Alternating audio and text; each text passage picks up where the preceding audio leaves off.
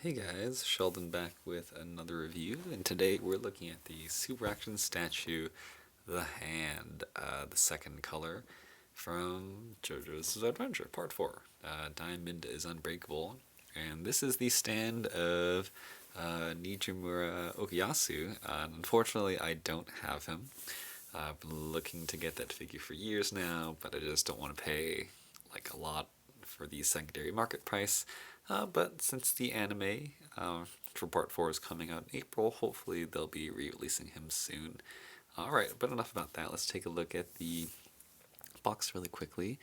So here you go, some of the stands or some of the poses you can put him in. Some of the accessories it comes with, you can see he doesn't come with very many, and he also comes with this other speech bubble and a display stand and just a single head. So box art, box window, and that's pretty much it. Okay, so really quickly, let's take a look at the accessories. So it comes with 5 pairs of hands here, and they're gonna be the same on both sides, then just one pointing hand on the right side.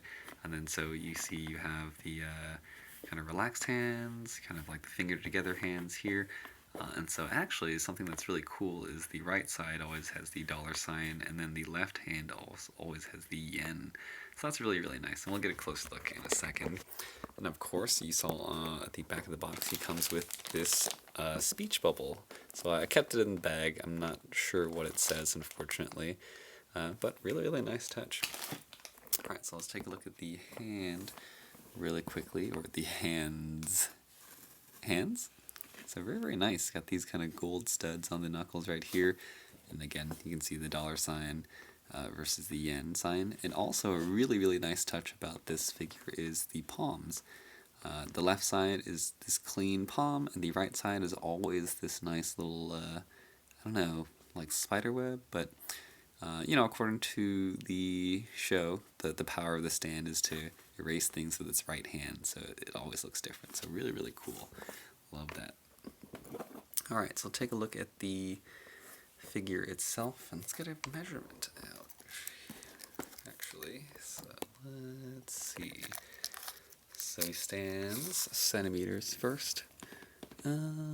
About 16 centimeters, it would seem. And then for inches, a little over, well,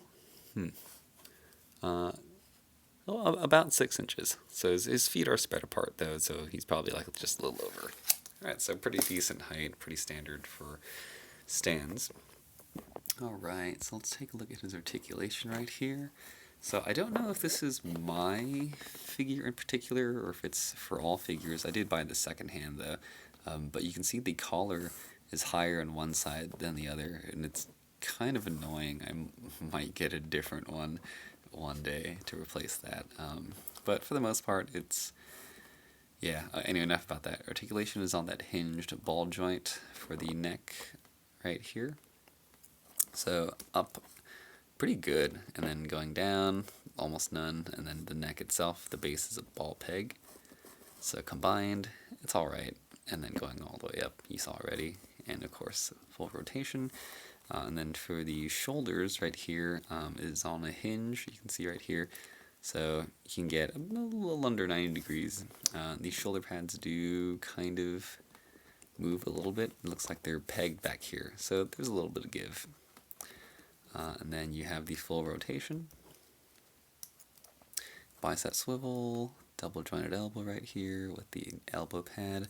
I believe you can probably get a bit of rotation out of the elbow as well, and then out of the forearm as well. And then the wrist, the spikes actually, these bracelets rotate on their own, but they're not floating. And then the wrist, you can see it's at that hinged ball peg, so you can swivel right here, and also rotate at the very base. And then for the ab, let's see. So it looks like it is a ball joint. But thanks to the sculpt, you can't move it around too much, so actually, oh no, I stand corrected. It's actually more than I thought. So it's nice that this piece just tucks into the chest right here. So pretty decent. You get a rotation too. Not that much though, thanks to the sculpt though. And then you can see that there's a hinge right here. So combined, actually, not bad. Better than I was expecting. Then going back though, almost none. And then you can see at the waist right here, just a swivel. And then for the hips, you have ball joints. And so this is one of the problems with the figures, is that you can't make the legs go out very far at all thanks to this. So you can see that this dollar sign, I don't know what it is, but it's just these things at the bottom or the side of his hips. They're actually attached to the hip itself. So anywhere it goes, it'll stay attached, and so you can't make it go out. But, you know, going forward, pretty good. Going back, pretty good. And then you can see that there's a thigh swivel right here, and then you have double jointed knees. Pretty good range of motion. And then for the ankles, of course, pretty decent. You can't go forward that much though, thanks to the sculpt right here. And then because the ankles come down to the side a little bit, getting the rocker is also a little bit difficult. Yeah, that's about it. And of course you see the toe hinge right here. So that pretty much does it for articulation. Let me see actually. So the legs actually can only go about this close to each other too, thanks to this sculpt. But the feet aren't sculpted like crazy diamonds, so it's pretty nice that I could stand straight up.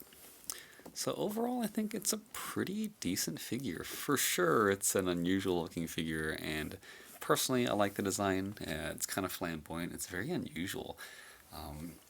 There's a really nice gloss paint over it, by the way. It's really shiny, and there's really nice kind of shading throughout the skin tone. And so in terms of paint and sculpt, you know, I think it's pretty high quality, especially since it's an asymmetrical design in places. You got these yens, you got the dollar sign, then you can see on the fist right here, right, yen, dollar sign, you got dollar signs right here, knee pads, things like that. And I really like the gold trim kind of in the pelvis, the wrist, and the spikes themselves. Actually, so really, really nicely detailed. I'm just going to show you so you can get a closer look. Don't have to describe it for you, but really, really nice design. The gold in the heels. So I would say if the design appeals to you, even if you're not a fan of Jojo, go for it. It's a pretty unusual figure, and for the most part, I don't think this is a very popular figure, mostly because maybe you can't find the stand user. So he's not too expensive. If you are a fan of this figure, or sorry, if you're a fan of the character, and you're a fan of Jojo, I could say maybe wait, because they might re-release the first color. But in terms of articulation and sculpt, it's pretty nice. Doesn't come with many accessories, but it is a pretty solid figure. Only flaws, I would say, is articulation in the hips and in the shoulders are kind of limited in some places, but overall it's pretty solid. Okay, well that pretty much does it for this review though. I'm going to put this guy in some poses for you at the end. And if you enjoyed it, feel free to give me a thumbs up and subscribe for more videos. Alright guys, thanks for watching.